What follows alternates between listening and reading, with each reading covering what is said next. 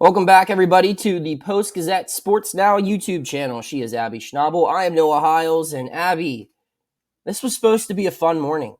I was supposed to wake up in my hotel, where outside that window I can see touchdown Jesus holding his arms up through the beautiful Notre Dame Stadium view and the trees and the scenic campus, and we were supposed to talk about a Pitt victory over an inferior opponent, something the Panthers have done time and time again this season, and how the Panthers went from picked to being 14th in the preseason to having at least a share of the ACC title in the regular season to having a guaranteed 2-round bye in the ACC tournament. And instead, we're breaking down. I don't know if it's the ugliest loss this team has had this year. It's certainly suffered worse blowouts. It's certainly lost, I think, to worse opponents, but it's definitely the most costly loss, I think, considering the time and everything. We're going to break it down right now. From watching from home, what do you think went wrong? Well, first of all, I think it's funny that you said they've beaten inferior opponents time and time again, because now they have lost to inferior opponents time and time again. Mm-hmm. It's just, yeah, it was just kind of ugly. Like, from start to finish, you could just tell that Pitt just didn't have the same energy, the same intensity, and you could tell that through the TV screen. And sure, did Notre Dame have something huge to rally around? Absolutely. I mean, Coach Mike Bray, that's his last home game. That's something big to rally around. But at the same time, Pitt should be rallying around the fact that if they just win that game, that's a clinch. You get to share the ACC title, you're set.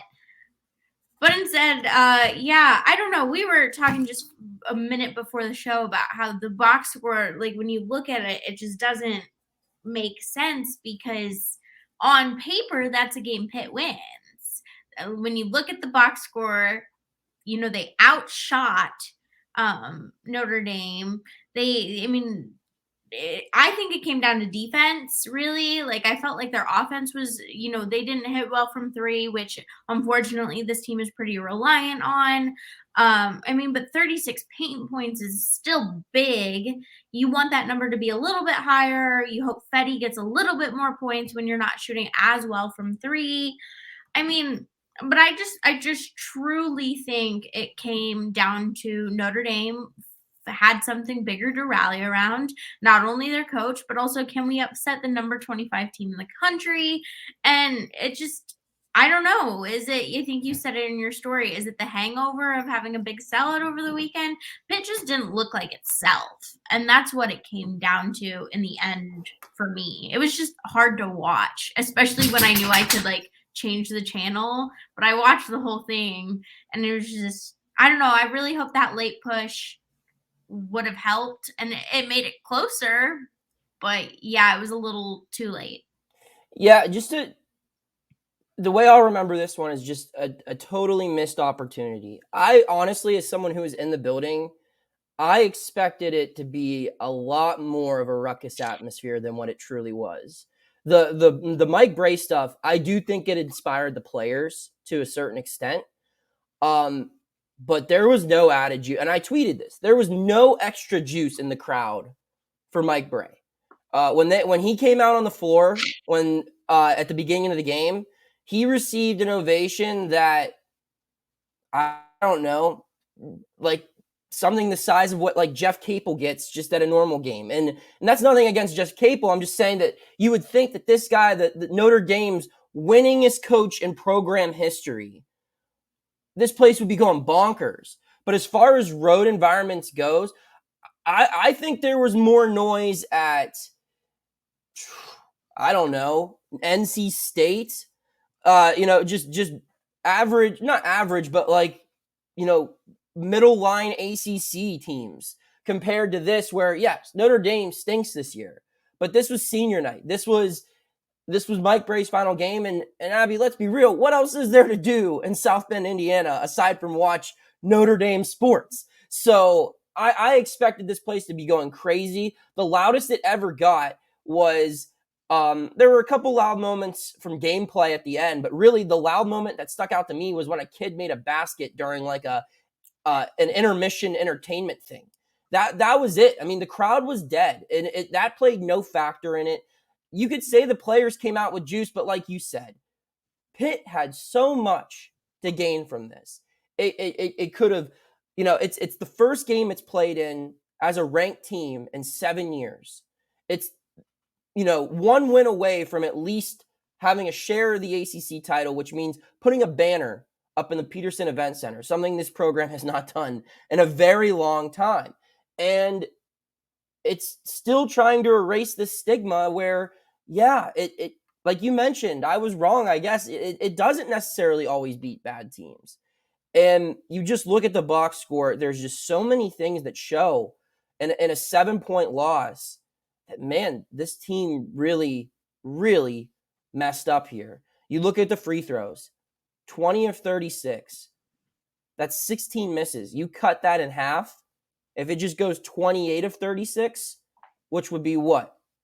Almost 80%, a little over 80%, which is around what this team shoots on the season. I think it was shooting 79% entering the game, if I'm not mistaken.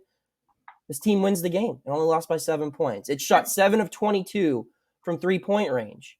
That's 32%. And granted, this team shoots a lot better from three on its home floor as opposed to the away stadiums or arenas.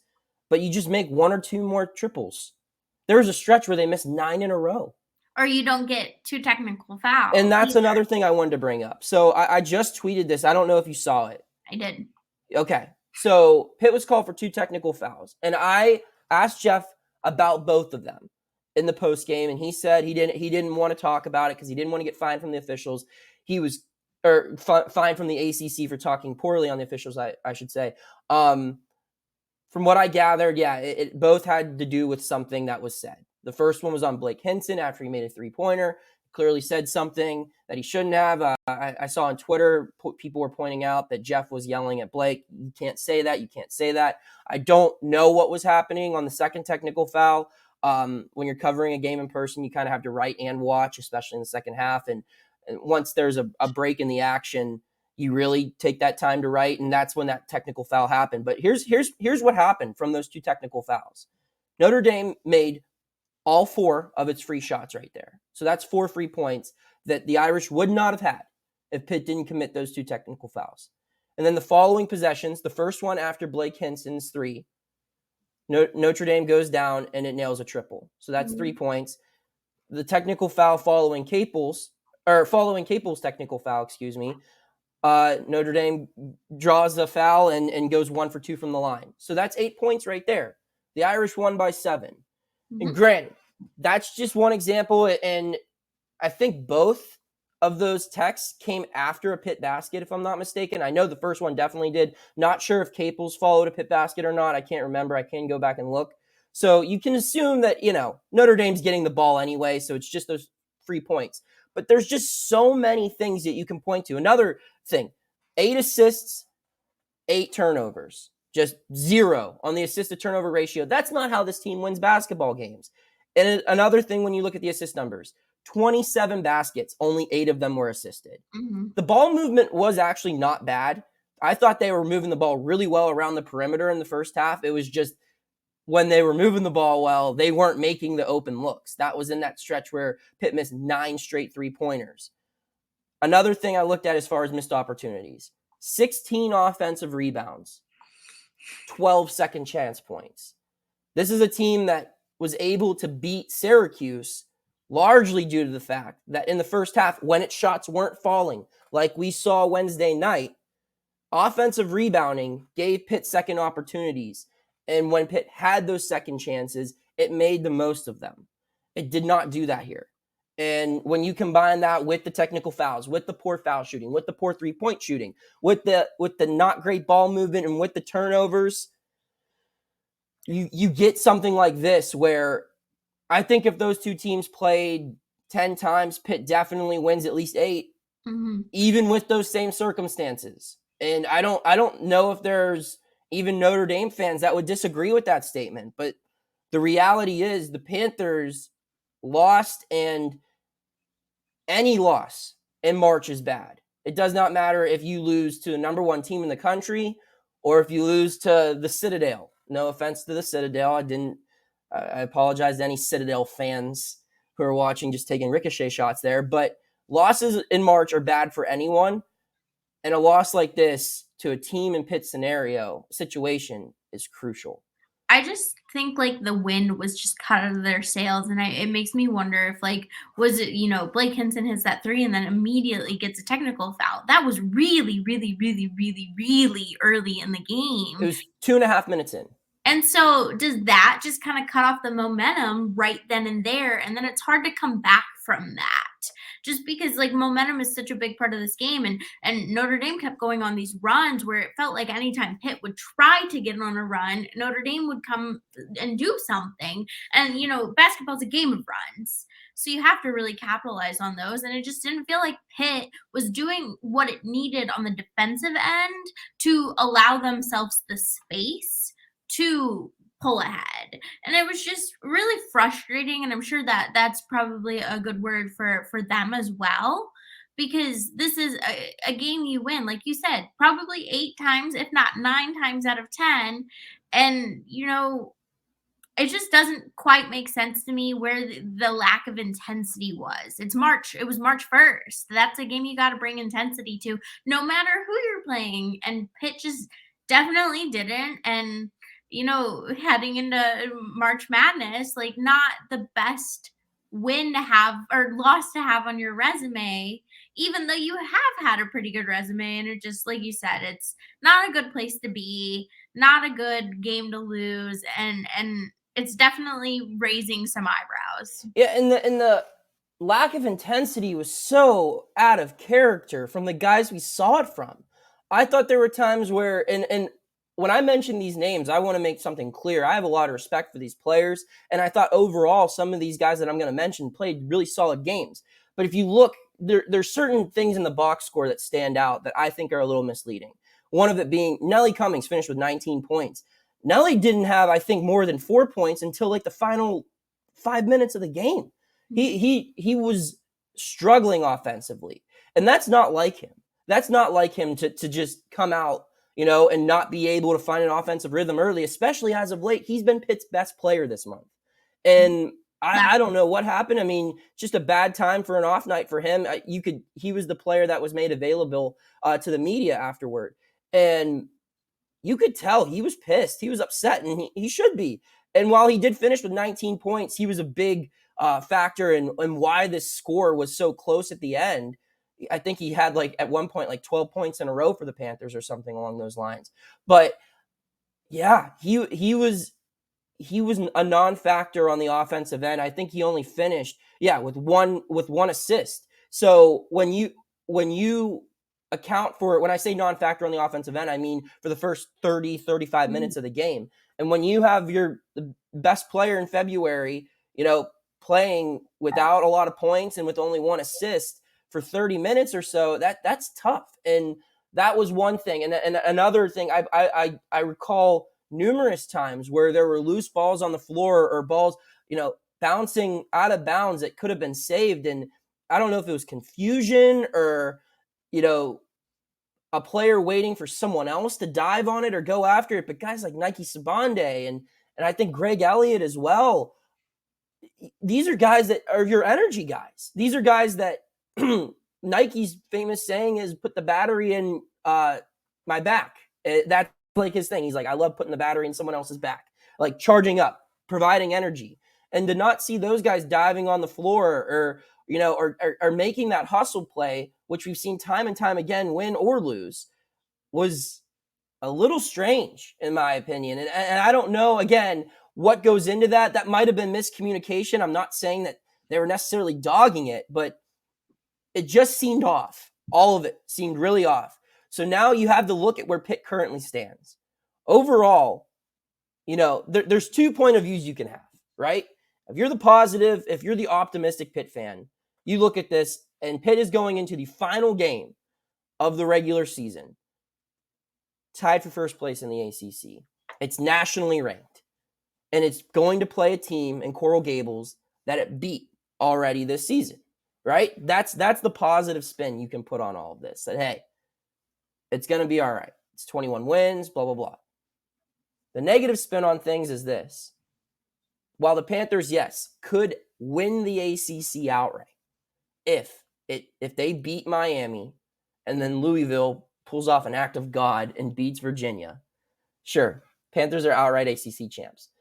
The more likely scenario would be Pitt beating Miami, Virginia beating Louisville, and the Panthers would share an ACC title with Virginia, and then the Panthers would get the number 1 overall seed in the tournament because it shares a tiebreaker, holds a tiebreaker, I should say, over the Cavaliers thanks to the win on January 3rd. That's the best case scenario. Worst case scenario, this team loses to Miami. Virginia wins. Duke beats North Carolina, something it's already done this year. And Clemson beats Notre Dame at home on senior night. The Panthers go from starting this week at the top alone in the ACC to the number 5 team in the conference, meaning no double bye. That's scary. And then you evaluate their entire resume, like we mentioned, Abby. And I'm sorry I'm kind of dominating this conversation, but I've just been poring over the numbers this morning. I feel like the lust of being at the top of the standings carries a little bit of weight when you're looking at Pitt's resume. And I know that people say that's not considered or whatever, but when you have a little number next to your name, or when you can have a little, thing on your resume that says conference champ, even in the regular season, when people are making decisions, that does play a factor. I refuse to believe otherwise. But this team is getting to a point where it's undeniable that it has more bad losses than good wins. And that's going to be a problem when you reach a point where there are only so many games remaining until the Selection Sunday arrives. And I think it's funny that you point out the two sides, because I definitely think you may be a little bit more on the pessimistic side and I may be a little bit more on the optimistic side. And here's why I think, and I feel comfortable saying that I think Pitt is safe and is going to be in the tournament. I think they could lose to Miami. I think they could lose their first game in the tournament, and I think they're fine. I genuinely do. And here's why, is because, the committee, yes, do they love seeing an ACC conference or regular season champ? Absolutely. They don't care about the rankings. They don't care about the 25. They really don't. That is a non-factor because the committee really understands that the voters are made up of people who cover a singular team and don't necessarily have the a worldwide view. Yeah. And a wide lens. And it's harder and it's biased and the selection committee really is like trying to make, there are biases, let's be real, but like they are trying to make as unbiased of a decision as possible. And I just think it's undeniable what Pitt has done this season to earn themselves a place in this tournament. Because yes, do they have a bad loss against Florida State? Yes. Mulligan. Their bad loss to, and here, yeah, I know your reaction. Their bad loss to Notre Dame, I think the selection committee understands that one, they're human. Notre Dame had more in their book, more to gain from a win in the moral victories. And the moral victories count for a team like Notre Dame at this point in the season. They're not going to go to the Did it though? I think it does count. I think it outweighs. I'm just saying Pitt had equally amount. But I don't know. Pitt had just as much to play for, in my opinion. I mean, I see your point, but I just think for Notre Dame at this point, like, let's be real, they're not going to the NCAA tournament. So can we kick off March and let's be the end of their season, because it's coming to an end. Can we kick it off with this big win, celebrate our coach, celebrate our seniors? And I just think I think you get more out of a win when you're the underdog. Pitt came in and they were the top dog, supposed to win that game. And here is little Notre Dame winning for their coach, beating the number 25 team in the country. And I think that the committee is going to look at that and be like, yeah, should they have won that game? Absolutely. But at the same time, I think they understand that there are moments in basketball that don't make sense. And I think this is the game. And I think it also at this point is we're just over a week from Selection Sunday. I said it maybe 2 days ago that I didn't think that there was anything that Pitt could do to ruin their chances, because it's not just about the singular games anymore. And yes, does this loss suck? Absolutely. But I think it's undeniable that they have had put together some really big wins, especially against the people in their own conference who they are competing against for some of these bubble things, bubble spots. I mean, does it knock them down the seeding? Absolutely. I think Pitt, didn't they enter that game looking at like an 8-9 seed? Mhm. I think it drops them down for sure. I think the selection committee would probably be a little ignorant if they didn't drop them down a seed or two. But I mean, I just think it's so late in the game and anything can happen in March. And I think the committee understands that. And, I just don't think they have. Are they going to be sweating a little bit more on Selection Sunday if they don't win the ACC tournament? Absolutely. But the selection committee looks at the whole picture, and I really think that Pitt has put together one of the most holistic resumes in, especially the ACC, and some could argue in basketball in general. They've really made the most out of these important. Give me. I love you know. So no, here's the thing. I'm not. I used to think the same way you did. I mean, last week when I was on 93.7 The Fan before the Syracuse game, I said that if Pitt won one of its final 3 games, it would be a tournament team. And Ron Cook and Joe Starkey, our talented columnist coworkers, both disagreed with me. And that's kind of what I believe. But I'm just looking at the way things are now. And I think that Pitt should be a tournament team based on its resume. I agree that, like, if I'm in the committee and having watched this team, I think, yeah, like, I'm putting this team in the field of 68. But based off of how everyone else seems to view this group, I'm just not sure. I'm looking at its roster right now, and I was pulling up the ACC tournament bracket for a quick thing, but let's go through Pitt's 9 losses. Abby, I want you to tell me how many of these 9 teams are guaranteed locks to make March Madness. Ready? I want you to raise a finger for every single one of them. Okay. Michigan, VCU, West Virginia, Vanderbilt. Wait, what? West Virginia is your lock? Okay. Virginia Tech, Notre Dame, Florida State, Clemson, Duke. So that's 9 losses. Only 2 of those teams I just named are going to be dancing. Maybe Clemson, and that's if Clemson makes a deep run in Greensboro, right? So that's 7 ugly losses. Now let's take a look at Pitt's resume. Like what we mentioned, taking advantage of things. Pitt has 1 good win in non-conference, 1. And it's its best win of the year, that blowout victory over Northwestern. Which All is right? huge at this point. It is huge, without question. But what really is Northwestern? Northwestern is what? A 6 seed? It's, a team that Pitt likes to think it's on the same playing field as. And I think it is. I think Pitt's a better team than Northwestern. But national perception of Northwestern is it's somewhere in the top 20 to 25 teams in the country. And if that's your best win, how great are you, right? But you could say that's not Pitt's best win. What were Pitt's better wins, right? If we're making this argument, are we going to go with its best road win? If it's not the Northwestern win, the best road win would be what? At NC State. Well, what's NC State? An 8, a 9 seed, a team that's barely off the bubble itself. Or we can look at its 2 other good wins, which were where? Which were home wins. It's wins over Virginia, over Miami. Are we going to include the North Carolina sweep in these good win conversations? Because right now, like I don't think the Tar Heels are a tournament team. I think they will end up being a tournament team, especially if they get revenge against Duke and then win a couple games in Greensboro. It's going to be hard to leave them that blue blood,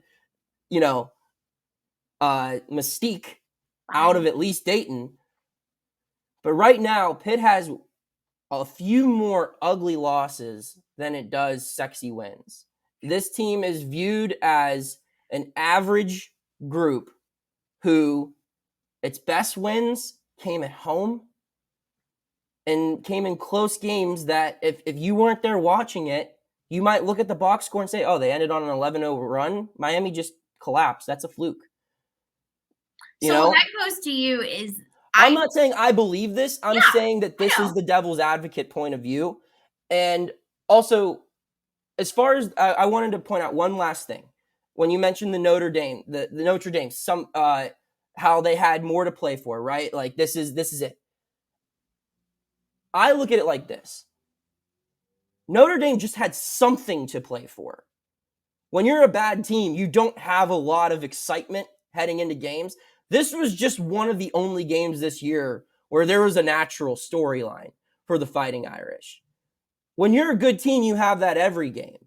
So does that should Pitt get a pass for being like, oh, they just played a team that for once this season it had a little bit of something to play for. Well, the Panthers had a lot of something to play for as well. And I'm not saying that, I'm not discrediting the Notre Dame thing, but it's just, everyone should have something to play for in March. And that I just don't look at the Mike Bray stuff as, there was a team in Durham that had a similar situation last year at this time, and it lost to an inferior opponent on its home court, and it did it again in the Final Four. This isn't just a guaranteed victory type thing. So I just don't look at the whole Mike Bray goodbye thing as this magic that, oh, you could chalk that. No, this was a bad team you were supposed to beat. And I'm not saying we can cast it aside. I think it's a bad loss that should be. But I think I think you, when what you said, I think I can use what you said to prove my point. For Pitt, every game they have something to play for. Every game is high stakes for them. So every day is the same for them. For Notre Dame, this is one game they have something to play for. Right. One game that they can go out there and just be amazing to get this win. Like, I'm just saying, like, the intensity, they only had to do it for one game. It was one thing. They only had one, whereas Pitt has every single day. And I think when they're fewer and far between, they're bigger. And again, that's fine. Yeah, I'll concede that. It's a moral victory in the end. But at this point for Notre Dame, the only thing that they can really get is moral victories. And then the other thing, I think I agree with you. The national outlook on the ACC in general and Pitt is the ACC is having a down year. Pitt is at the lead. Why are they going to be in the tournament? And this is what I pose to that is that the committee doesn't think like that.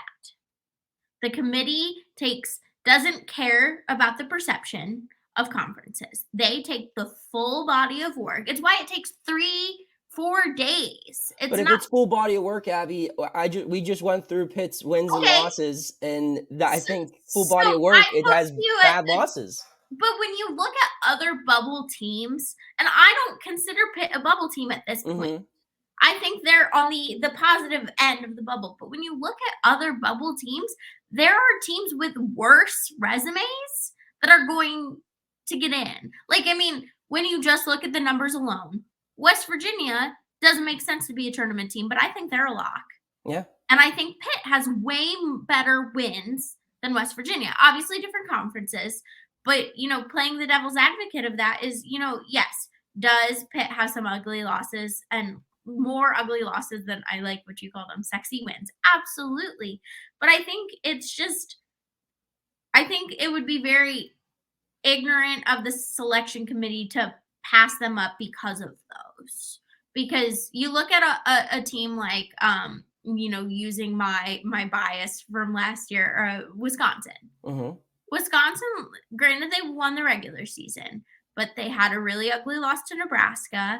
They had some other couple ugly losses in there that they shouldn't have lost. And they were fine. Granted, they had a lot more sexy wins.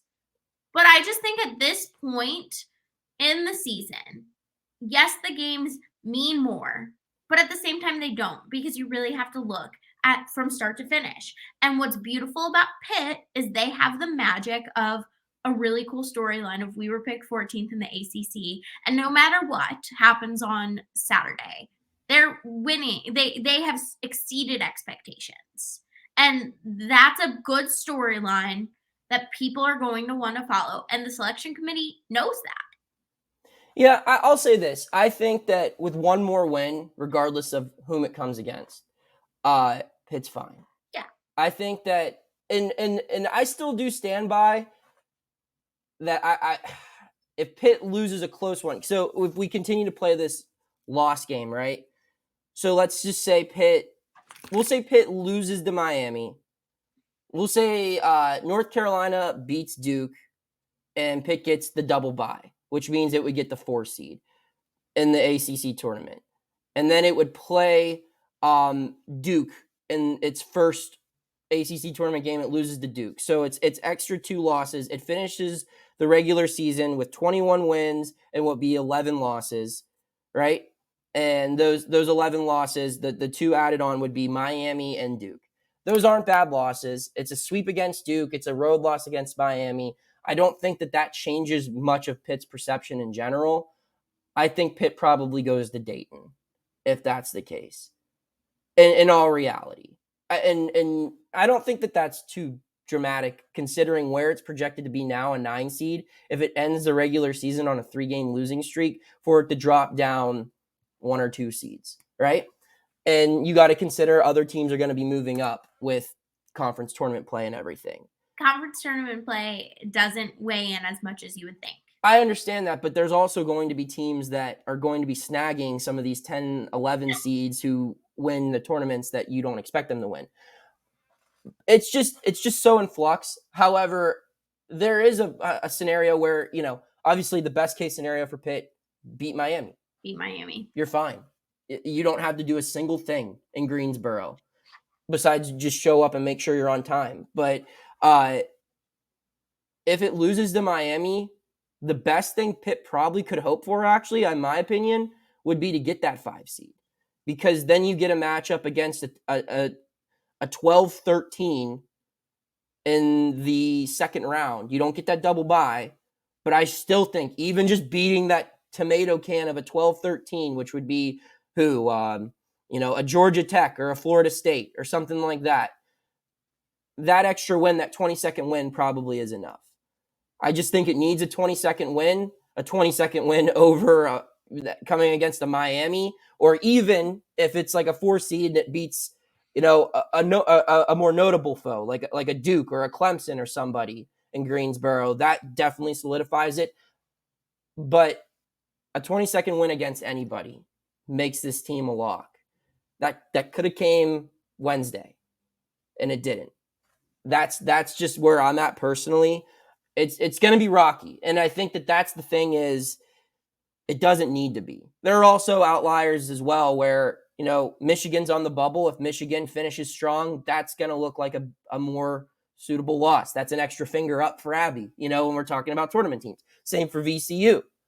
If VCU wins the Atlantic 10, then that's another tournament team that Pitt lost to. And now its resume is looking a little better as far as, it didn't just lose to all bad teams. Half of its losses are to teams in the field of 68. So that there's so much that can happen here.